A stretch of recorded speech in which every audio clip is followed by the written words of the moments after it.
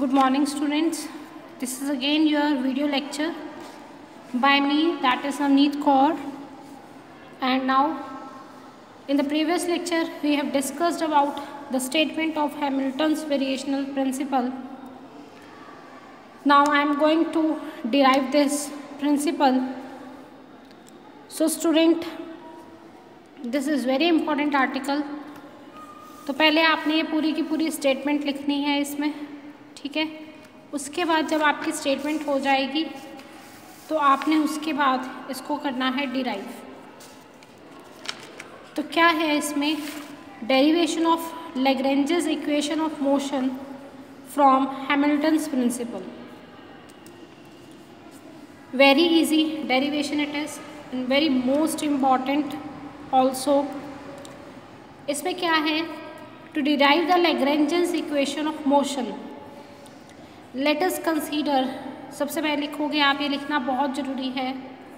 एक conservative system लेंगे जिसमें n पार्टिकल्स हैं, f डिग्रीज ऑफ फ्रीडम है। Using generalized coordinates we can write the action integral as i को आप क्या लिख सकते हो,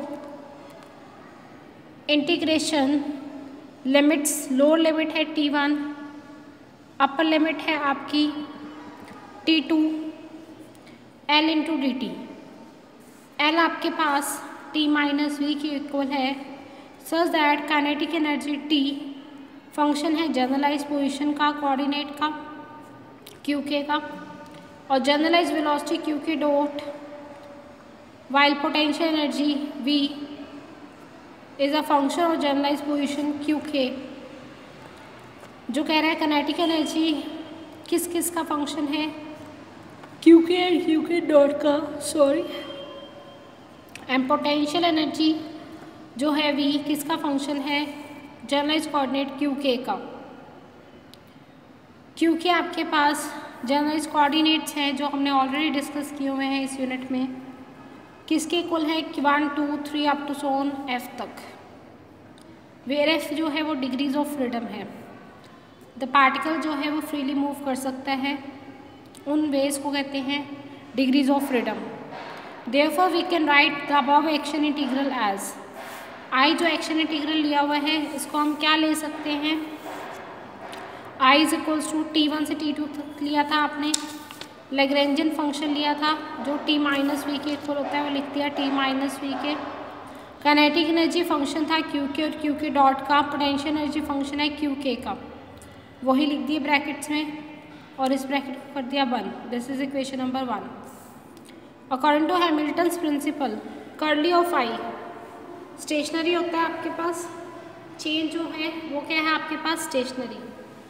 इसका मतलब कर्ली ऑफ आई क्या हो जाएगा, 0। तो कर्ली ऑफ आई हो गया 0, तो पूरी की पूरी राइट हैंड साइड में इक्वल्स टू क्या हो जाएगी, 0 के। आगे चलते हैं T1 से T2 तक, इसको हमने करवाना है अब डिफ्रेंशिएट। देखो कैसे कराया हुआ है, पहले क्यू के रिस्पेक्ट में करवाएंगे, curly T by curly q k, curly q k ऐसे आ जाएगा। फिर इसको क्यू के डॉट के रिस्पेक्ट में करवाएंगे, तो क्यू के डॉट एक नीचे और एक पार्शियल, एक आएगा आपके पास कर्ली और एक आएगा ये वाला कर्ली, ठीक है। एक आपके पास पार्शियल, एक आएगा कर्ली। इस तरह से आपने इसको डिफरेंशिएट करा दिया क्योंकि ये दोनों का फंक्शन था, ये एक का ही फंक्शन है, नीचे इस तरह से आएगा, ऊपर आ जाएगा कर्ली। करे डेरिवेट करा दिया बोथ को क्यू के और क्यू के डॉट के साथ, ठीक है। कुछ नहीं किया, एल की वैल्यू पुट करवाइए T minus V, T function था क्यू के और क्यू के डॉट का, ये फंक्शन है आपके पास क्यू के का, तो डिफरेंशिएट करवा दिया कि taking summation on both sides to include all the particles of the system T1 से T2 तक, ठीक है। तो आपके पास क्या आ जाएगा, के आपके पास क्यों है,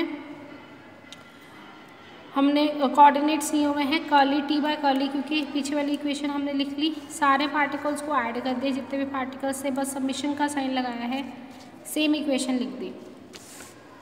नेक्स्ट स्टेप में क्या किया हुआ है, curly T by curly q k, curly V by curly q k, V जो कर्ली क्यू के वाला इधर ले गए, इस टर्म को इधर रख दिया, ठीक है।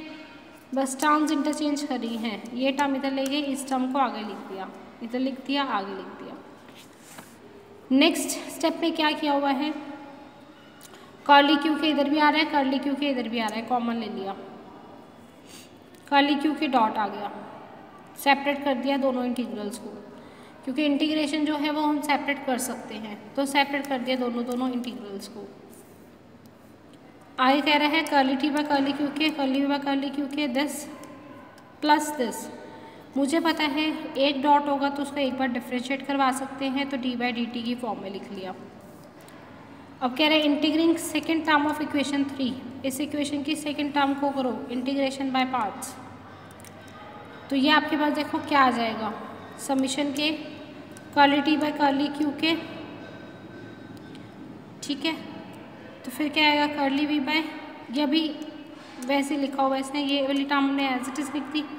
इस टर्म को देखो अब इसमें लगाया हुआ है, पहले curly T by curly q k, ये आपके पास डिफ्रेंसिएशन से इंटीग्रेशन कैंसिल, ये आपके पास इंटीग्रेशन बाय पार्ट्स लगाएंगे, क्या होता है u integration of v minus differentiation of u, फिर इस पूरे की होल इंटीग्रेशन। तो इसमें आइलेट्स वाला रूल लगाएंगे, इंटीग्रेशन बाय पार्ट्स। तो इसको आप सॉल्व करके यहाँ दिखाएंगे, तो ये आपके पास आ जाएगा, देखो ये u इंटीग्रेशन ऑफ जब v करोगे तो डिफ्रेंसिएशन से इंटीग्रेशन कैंसिल हो जाएगा, कर्ली ऑफ दिस आ जाएगा। लिमिट्स पुट कराएंगे t1 से t2 माइनस, अगले स्टेप में क्या होता है डिफ्रेंसिएशन ऑफ u, तो ये आगे डिफ्रेंसिएशन की होल इंटीग्रेशन कर दी, होल इंटीग्रेशन। तो ये आपके पास आ गई इक्वेशन नंबर 4। वो कह रहे हैं since no change in coordinates takes place at end points, end points क्या थे t1 से t2 तक, तो इसके लिए चेंज क्या होगा 0, तो इसलिए कर्ली क्यू के t1 से t2 तक क्या आ जाएगा 0, इसलिए इक्वेशन 4 क्या बन जाएगी, वही इक्वेशन पूरी की पूरी इक्वल्स टू 0 में चलेगी। कॉमन ले लो समेशन का साइन तीनों टर्म्स में से, ठीक है। तो ये आपके पास कर्ली टी, अब ये आपके पास ये इक्वेशन आ गई, this is equation number 5, curly और क्यू के ले लिया हमने कॉमन। नेक्स्ट स्टेप में क्या करेंगे, since the variation of curly of q k is arbitrary and independent of each other, therefore the coefficient of every curly of Q के should become 0। करें इंडिपेंडेंट है, कोई फ़र्क ही नहीं पड़ रहा है इसके ऊपर, इसलिए इसकी आप क्या करोगे, जब इसका कोएफिशिएंट भी क्या होगा 0 हो जाएगा, और ये क्या करेगा सेपरेटली सेटिस्फाई करेगा इक्वेशन नंबर 5 को। तो आपके पास हमने इक्वेशन नंबर 5 तक आ गए थे, तो यहाँ से ये भी क्या हो जाएगा 0, ये वाले टर्म इक्वल्स टू में क्या चलेगी अब 0 पे, तो ये आपके पास टर्म पूरी की पूरी क्या आ गई इक्वल्स टू 0। तो यहाँ से D by d T curly T by curly q के, अब इसको इकट्ठा करके लिखा हुआ है curly by curly q k को, T minus V is equals to 0, this is equation number 6। आई कह रहे हैं कंजर्वेटिव सिस्टम के लिए v जो है वो फंक्शन है पोजिशन कोऑर्डिनेट, क्यू के का सिर्फ एनोटा function of q k dot पहले ही हमने बता दिया था, इसलिए टी बाई डी टी और curly T by curly q k dot, क्या इसको ऐसे लिख सकते हैं D by d T of curly by curly q k dot T minus we, क्योंकि इसकी कांस्टेंट जब डिफ्रेंसिएशन करोगे तो 0 ही आ जानी है। तो इस इक्वेशन को अब इसमें पुट करवा दो, अब इसको इस फॉर्म में लिख दिया हमने, ये पूरी की पूरी वैल्यू उठा के यहाँ लिख दी, तो ये लिख दी minus this is equals to 0, तो d by d t this is equals to 0, this is equation number 7।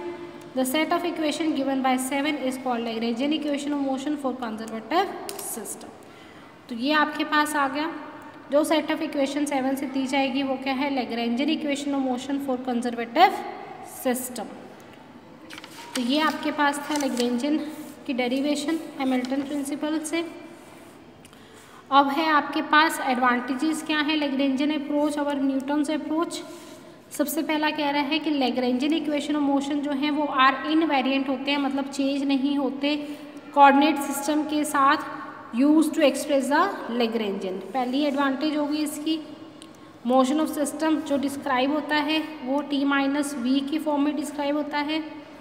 Kinetic energy और पोटेंशियल एनर्जी इनका सम मैकेनिकल एनर्जी की फॉर्म में Lagrangian function is given by but not by that of force से नहीं दिया जाता। तो Lagrangian L being purely scalar quantity है।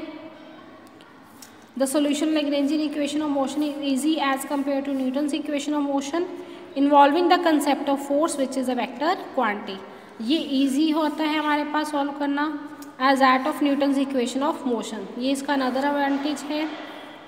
Lagrangian equation of motion are expressed in generalized coordinates the use of which shows that there is, वो कह रहे हैं इसको जनरलाइज कोऑर्डिनेट्स में हम शो करते हैं जिससे there is no need to refer directly the position of displacement, बार बार आर टी ऐसे लिखने की जरूरत नहीं पड़ती।